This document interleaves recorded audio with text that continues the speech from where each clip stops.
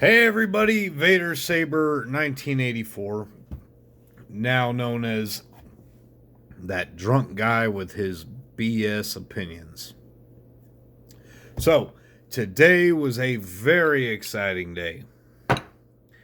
Today was Rampage Wrestling live here in Texas.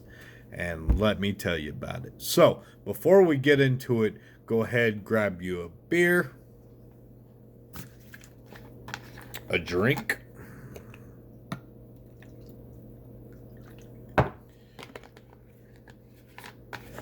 maybe a smoke,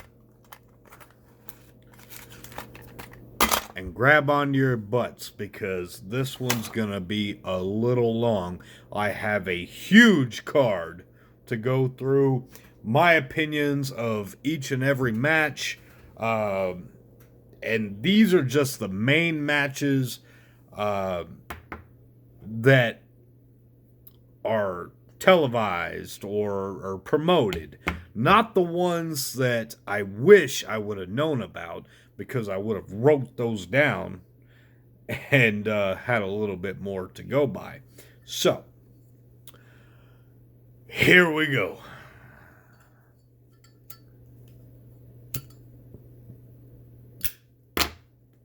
Normally, I like to do this all in one shot without editing, without hitting pause and all that kind of thing. But I've had some complaints and some critiques, and it's like, all right, maybe you should pause every now and again, or maybe you should get an edit button, or, do it professionally.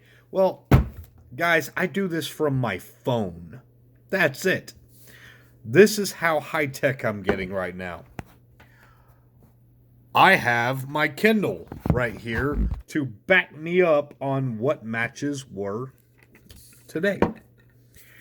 So, Rampage Rumble 4 today here in Lubbock, Texas was an amazing event, okay?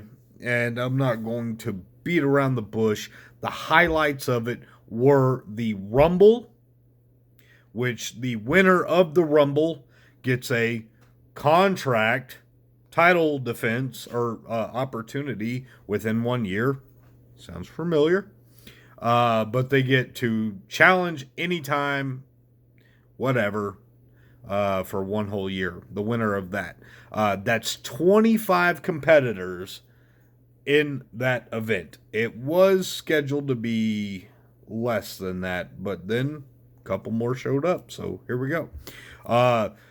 Underneath that was the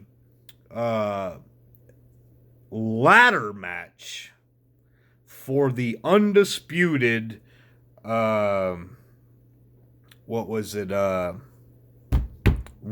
Star Championship, because you have two different guys with belts from two different organizations, and they have been battling it out forever and ever, and that was for one title in a ladder match, the first ever ladder match in Rampage Wrestling, and we'll get to that with my excitement. Prior to that was the Rampage title, which was Alton Black versus Nate Collins. And let's see, also there was another heavyweight, which was Onyx versus D.A. Hartley. And then the opening match was, Benjamin Washington versus Phil Knorr. All right, so we're going to go from the bottom of the card, not including the ones that were in between, but the main ones. All right, Benjamin Washington and Phil Knorr. All right, Benjamin Washington, little short dude, all about money. His name says it all. He's a cocky heel. Hated this guy ever since I met him, ever since I saw him first. I hate this heel, and I usually love heels, but this guy is just a crappy little gimmick that I want to kick the shit out of. However, on this one occasion, he goes up against Phil Knorr, who is a private dick, a private eye investigator, supposed to be a neutral face kind of character, and I just wasn't buying it. I never go for Benjamin Washington, ever. And it's almost like this was becoming a like a flip when it comes to wrestling, if you know wrestling terms. But Benjamin actually came out on top on this one, and Phil, man, I thought I was skinny, but that kid, he has a good look in his getup, but he didn't really show too much. Benjamin, the veteran, got his hair shown, which kind of like mine. Captain Picard, he threw out his hundreds. He won the match. All right. Let's see. Next up, let's go with the tag team title. Well, actually isn't called tag team title. It is actually known as the Duos Championship, which is a tag team match. However, in those matches, it's an elimination. You have to defeat both, not just one. This was against the Nerd Corp versus the Dirty City Redneck or Dirt City Rednecks. All right, the Dirt City Rednecks. One of my good friends, Wing Carl. All right, Carl is one of the funniest redneck gimmick people you will ever see. All right, he is not your average wrestler at all. But the guy can work. And not only was he going for the Duos Championship, but he is actually currently the Doldrum Pow champion. Anyways, he and his partner went up against the Nerd Corp, which was handed over from... I didn't get the gimmick of it, but this little Power Ranger looking guy, don't really know his name, but he got this other kind of guy, and they had a match, and well, sad to say that the heels, bad guys, of the Dirt City Rednecks fell. They did not win. They did not win the championship. It was a good, repetitive move set. They tried to work the gimmick of, hey, I'm going to do a move. You're going to try and do the same move over and over. And it just kind of went back and forth. And overall, I love the Dirt City Rednecks because I'm a heel fan. I'm a heel myself in life. However, the heels fell. And they fell to a count out. All right. They got the first fall, and then the second fall went to the Nerds. And then they were just like, nope, not doing this. And they walked out. They got a count out. So for the tag team championship, as I'd like to call it, but is known as the Duos champion, the Nerds take it, which is the green wannabe Power Ranger and his long-haired fat guy that helped him out. After that, let's see, we are going to go with Alton Black, the heavyweight champion, or the Rampage champion, because they don't use heavyweight in there, versus Nate Collins. This was the first time I had ever seen Nate Collins. All right. Slender, energetic, good baby face, cowboy gimmick. The man had a lot of energy. Really good. This is what it looked like. That guy had a lot of energy. Alton Black, He's a veteran. He's been with the company for years and years and years. He's held the title numerous times. And watching that match, guess what? The heel gets over. Why? Little interference. So Alton gets it, and he is going to be facing the winner of the 25 competitor Rampage Rumble. Okay? So therefore, he's going to play a part in that Rumble. All right? Moving on. My favorite match of the card and one of my favorite wrestlers, without a shout of a doubt, is going to be the ladder match. Okay, that is going. Man, I forgot to. I'll give the other one a little bit later, but for the Rising Star Championship, the ladder match. Oh, I'm so happy about this one against my favorite heel in the entire organization, next to the owner, but is Jester. I love this dude. He's so cool. He is so cool. He gets over so well with me. But he went against Mac. All right. Wonder if we can play this. I mean,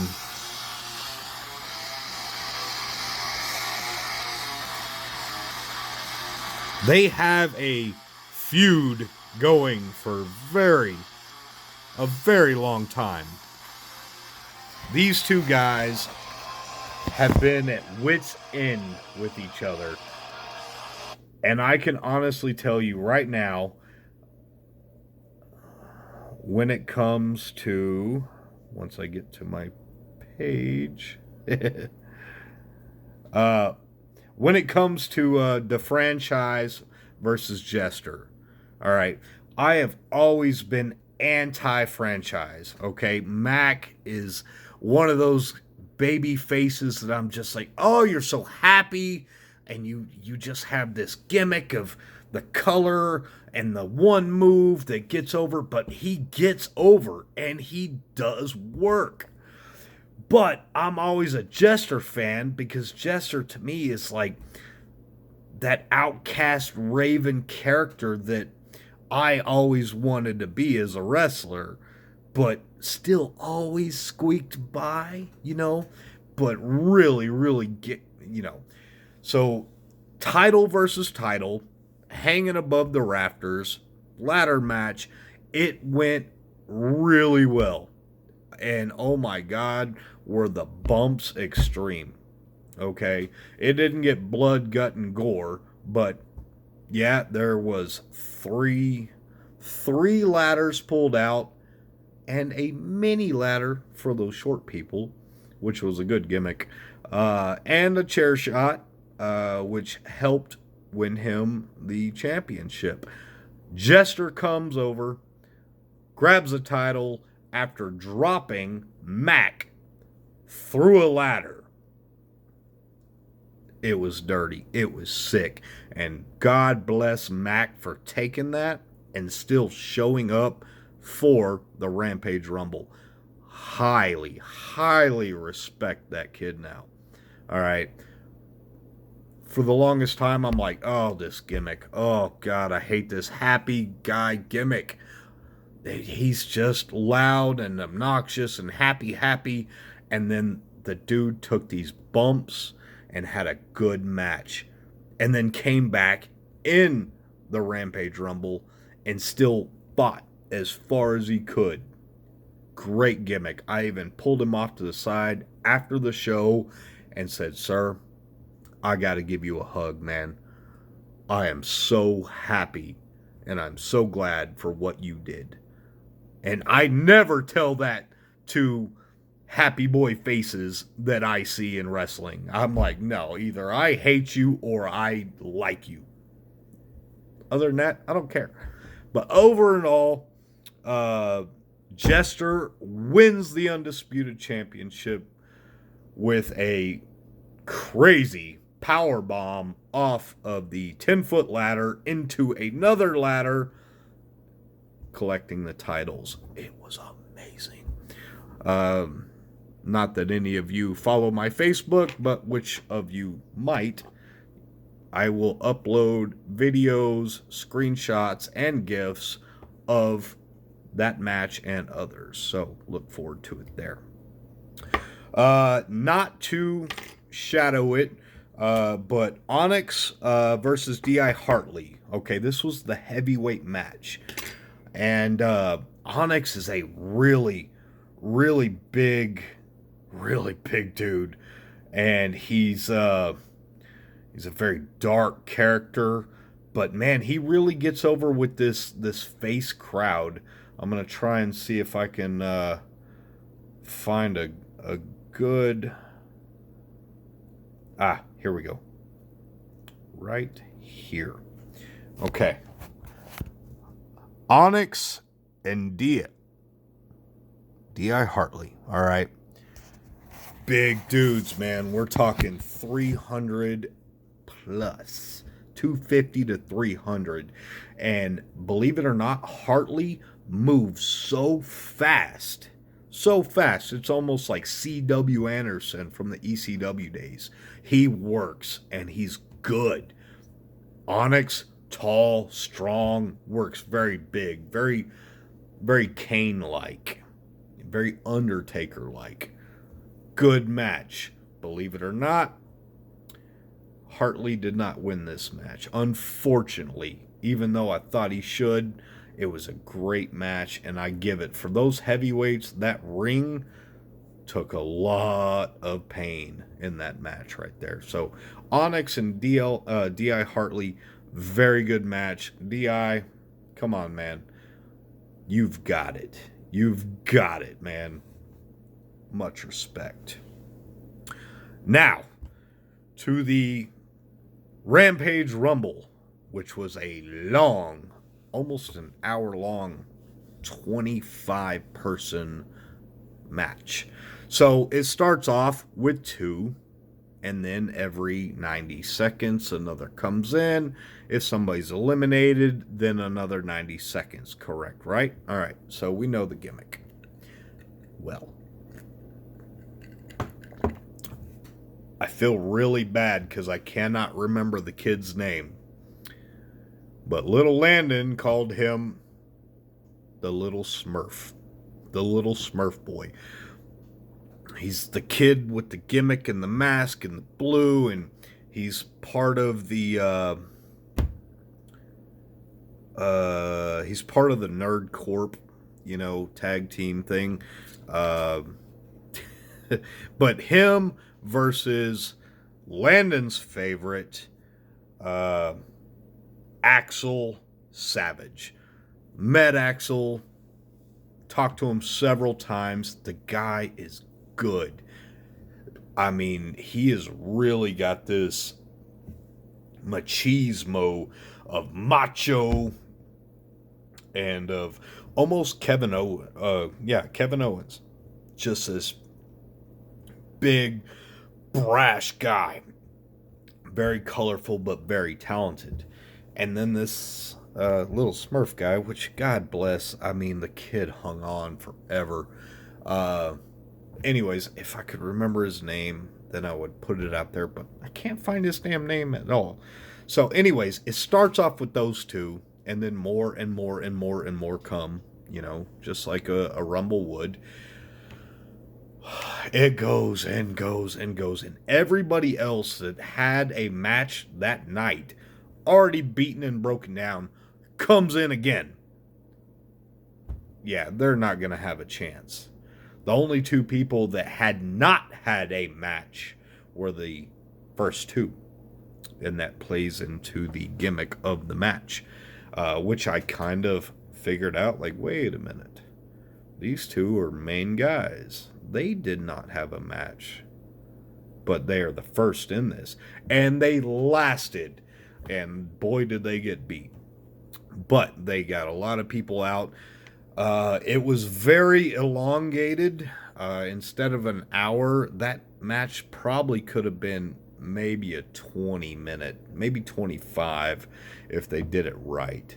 But in this independent ring, you cannot have that much weight on that little ring, okay? Something's going to blow. Not with that kind of weight that's going around.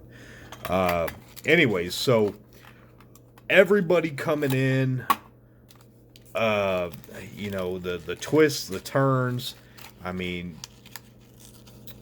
with the champion, which was Alton Black, walking around the ring.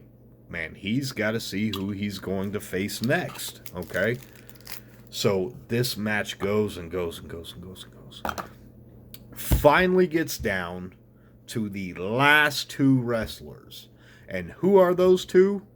But the original two that started, which is Axel Savage himself and the little Smurf guy.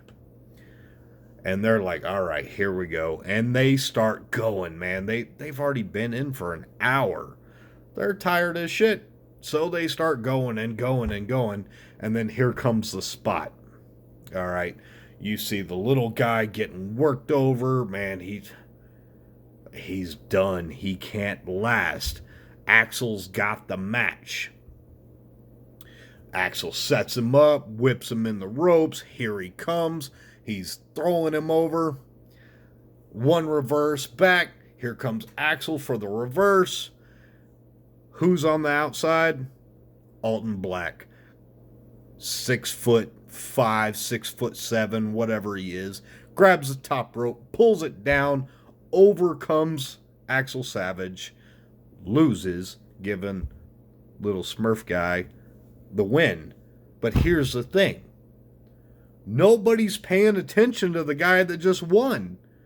He's been in there the whole time. What happens is a brawl in between Savage and Black. Heel versus babyface. Okay, Black being the heel and the champion, and Savage being the babyface. He's been in there the whole time, and he's losing it. It takes 4 referees, 1 owner, and 2 or 3 security guards to stop the brawl that happened outside. There was more bloodshed outside of the ring during this, when the other owner is in the ring trying to say, hey, here's the winner. He's got a chance at the title anytime he wants. Nobody's paying attention to that because the battle going outside, which is getting really violent, nobody's paying attention, which I feel bad for the... Unless that's what it was supposed to be, I feel bad for the Smurf kid. I mean, he held on. He really did. He eliminated a couple, but nobody was paying attention. They're paying attention to those two. It gets so crazy. One owner's trying to break up the fight. The other owner's sitting there trying to talk about, the winner. One owner calls out to the other, no, that's it. We're going to settle this. So the main owner gets on the mic and goes, all right, that's it. You guys can't handle yourself. We're going to settle this in October. It's going to be a cage match. Hell yeah. The first ever cage match for Rampage Wrestling. I've been following Rampage Wrestling since Daniel started with them. And that was like 6 years ago, 5-6 years ago. So I've constantly followed them. Daniel brought in the hardcore wrestling, which was Doldrum Powell. He brought in the hardcore, the real hardcore. They never did that. Every now and again, with him doing a match, they would, okay, but only so often. This time at Rumble 4, they had a ladder match.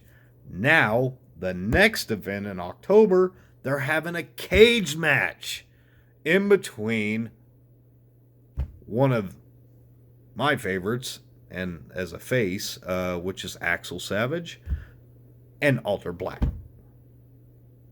Good heel. But Savage is ready to go.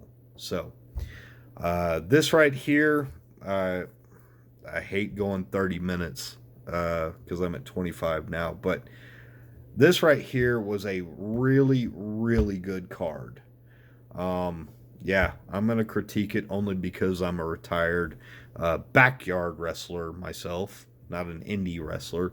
But, you know, we all have our opinions, and like me, being the asshole, uh, it's just my bullshit opinion.